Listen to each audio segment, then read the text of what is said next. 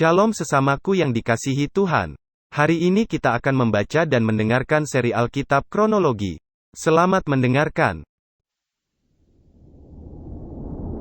Lalu sahut Musa, "Bagaimana jika mereka tidak percaya kepadaku dan tidak mendengarkan perkataanku, melainkan berkata, Tuhan tidak menampakkan diri kepadamu?" Tuhan berfirman kepadanya, "Apakah yang di tanganmu itu?" Jawab Musa, "Tongkat." firman Tuhan. "Lemparkanlah itu ke tanah." Dan ketika dilemparkannya ke tanah, maka tongkat itu menjadi ular, sehingga Musa lari meninggalkannya. Tetapi firman Tuhan kepada Musa, "Ulurkanlah tanganmu dan peganglah ekornya."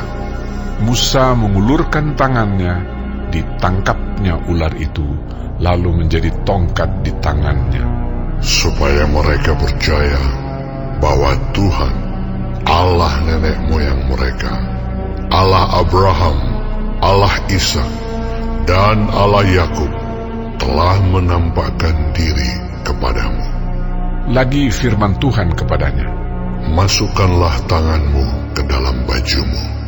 dimasukkannya tangannya ke dalam bajunya, dan setelah ditariknya keluar, maka tangannya kena kusta putih seperti salju. Sesudah itu firman-Nya, "Masukkanlah tanganmu kembali ke dalam bajumu." Musa memasukkan tangannya kembali ke dalam bajunya, dan setelah ditariknya keluar, maka tangan itu pulih kembali seperti seluruh badannya.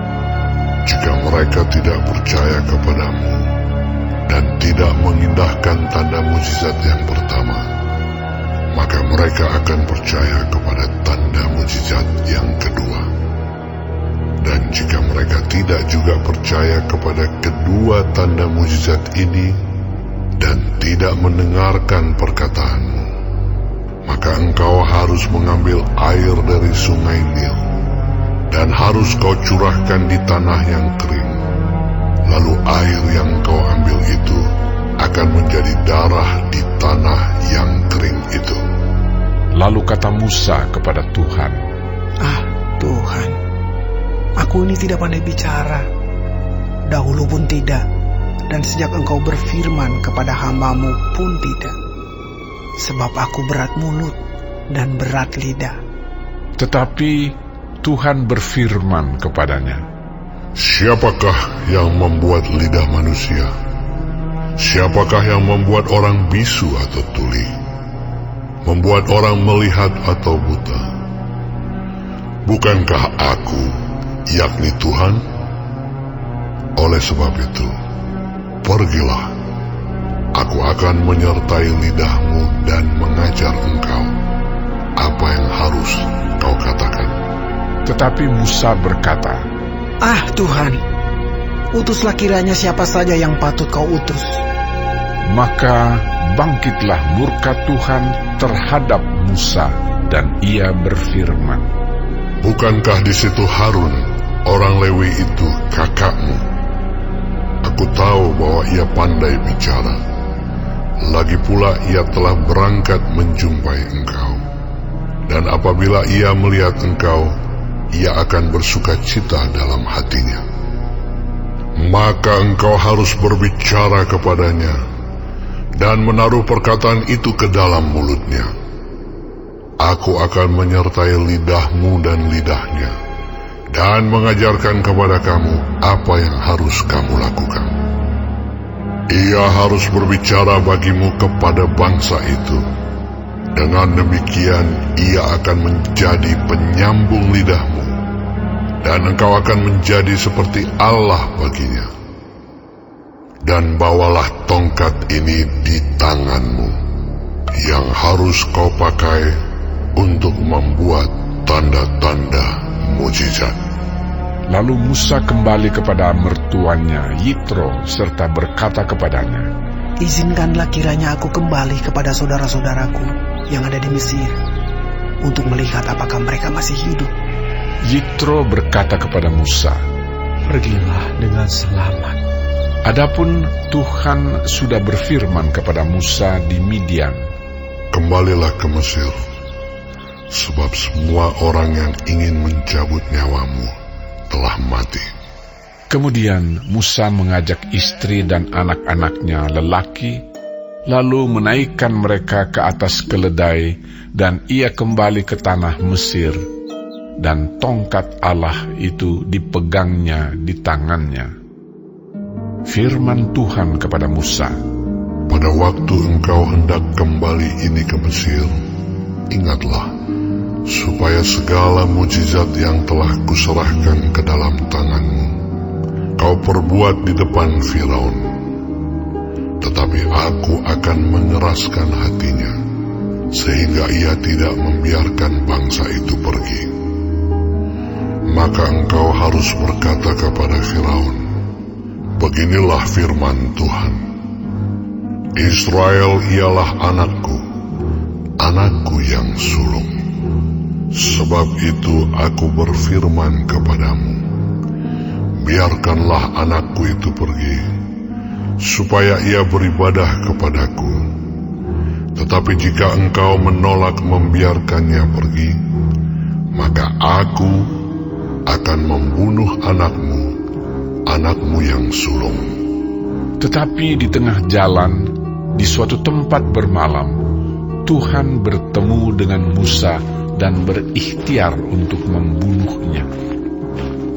Lalu Zipora mengambil pisau batu, dipotongnya kulit katan anaknya, kemudian disentuhnya dengan kulit itu kaki Musa sambil berkata, Sesungguhnya engkau pengantin darah bagiku. Lalu Tuhan membiarkan Musa, pengantin darah, kata Zipora waktu itu karena mengingat sunat itu. Berfirmanlah Tuhan kepada Harun, Pergilah ke padang gurun menjumpai Musa. Ia pergi dan bertemu dengan dia di gunung Allah, lalu menciumnya. Kemudian Musa memberitahukan kepada Harun segala firman Tuhan yang disuruhkannya kepadanya untuk disampaikan dan segala tanda mujizat yang diperintahkannya kepadanya untuk dibuat. Lalu pergilah Musa beserta Harun, dan mereka mengumpulkan semua tua-tua Israel. Harun mengucapkan segala firman yang telah diucapkan Tuhan kepada Musa, serta membuat di depan bangsa itu tanda-tanda mujizat itu. Lalu percayalah bangsa itu, dan ketika mereka mendengar bahwa Tuhan telah mengindahkan orang Israel dan telah melihat kesengsaraan mereka, maka berlututlah mereka dan sujud menyembah.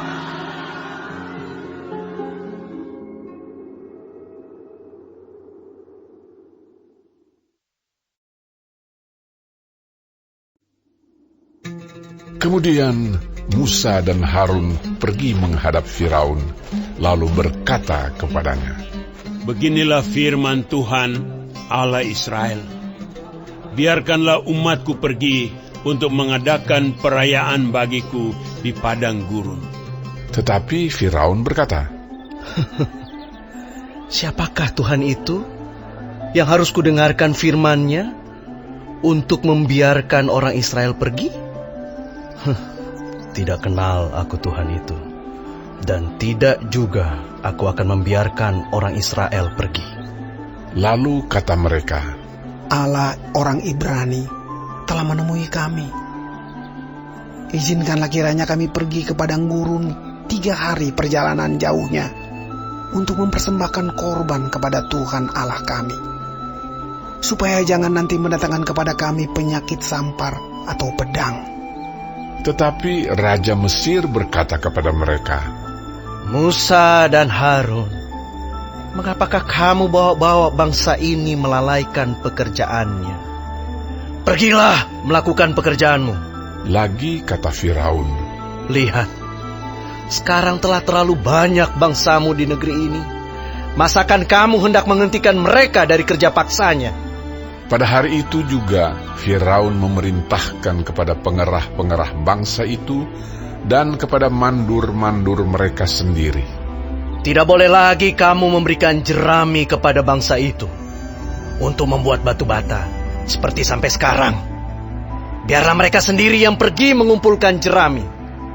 Tetapi jumlah batu bata yang harus dibuat mereka sampai sekarang, bebankanlah itu juga kepada mereka, dan jangan menguranginya, karena mereka pemalas. Itulah sebabnya mereka berteriak-teriak, "Izinkanlah kami pergi mempersembahkan korban kepada Allah kami." Pekerjaan orang-orang ini harus diperberat, sehingga mereka terikat kepada pekerjaannya, dan jangan mempedulikan perkataan dusta. Maka para pengerah bangsa itu dan para mandurnya pergi dan berkata kepada mereka, "Beginilah kata Firaun, aku tidak memberi jerami lagi kepadamu. Pergilah kamu sendiri mengambil jerami, dimanapun kamu mendapatnya. Tetapi pekerjaanmu sedikit pun tidak boleh kurang." Lalu berseraklah bangsa itu ke seluruh tanah Mesir untuk mengumpulkan tunggul gandum sebagai pengganti jerami. Dan pengerah-pengerah itu mendesak mereka dengan berkata, "Selesaikan pekerjaanmu, yaitu tugas sehari, seperti pada waktu ada jerami." Lalu pengerah-pengerah Firaun memukul mandur-mandur Israel yang mereka angkat sambil bertanya, "Mengapakah kamu pada hari ini tidak menyelesaikan jumlah batu bata yang harus kamu buat seperti kemarin?" Sesudah itu, pergilah para mandur Israel kepada Firaun dan mengadukan halnya kepadanya. "Mengapakah Tuanku berlaku seperti itu terhadap hamba-hambamu ini? Jerami tidak diberikan lagi kepada hamba-hambamu ini. Tetapi walaupun begitu, kami diperintahkan buatlah batu bata. Dan dalam pada itu hamba-hambamu ini dipukuli. Pada rakyat Tuanku lah yang bersalah." Tetapi ia berkata, "Pemalas kamu, pemalas! Itulah sebabnya kamu berkata, 'Izinkanlah kami pergi mempersembahkan korban kepada Tuhan.' Jadi sekarang, pergilah, bekerja. Jerami tidak akan diberikan lagi kepadamu, tetapi jumlah batu bata yang sama harus kamu serahkan." Maka mengertilah para mandur Israel bahwa mereka ada dalam keadaan susah, karena dikatakan kepada mereka, "Kamu tidak boleh mengurangi jumlah batu bata pada tiap-tiap hari." Waktu mereka meninggalkan Firaun, berjumpalah mereka dengan Musa dan Harun yang sedang menantikan mereka. Lalu mereka berkata kepada keduanya, "Kiranya Tuhan memperhatikan perbuatanmu dan menghukumkan kamu, karena kamu telah membusukkan nama kami kepada Firaun dan hamba-hambanya. Dan dengan demikian kamu telah memberikan pisau kepada mereka untuk membunuh kami." Lalu Musa kembali menghadap Tuhan, katanya, "Tuhan, mengapakah kau perlakukan umat ini begitu bengis? Mengapa pula aku yang kau utus?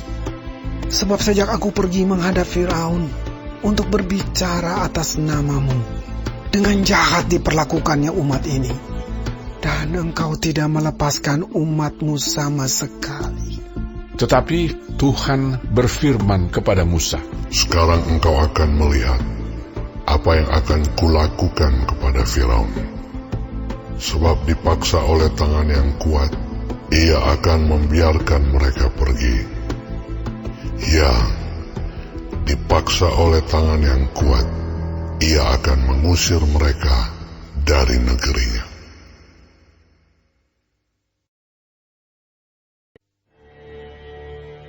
Selanjutnya, berfirmanlah Allah kepada Musa, "Akulah Tuhan. Aku telah menampakkan diri kepada Abraham, Ishak dan Yakub sebagai Allah yang Maha Kuasa. Tetapi dengan namaku Tuhan, aku belum menyatakan diri. Bukan saja aku telah mengadakan perjanjianku dengan mereka untuk memberikan kepada mereka tanah Kanaan tempat mereka tinggal sebagai orang asing.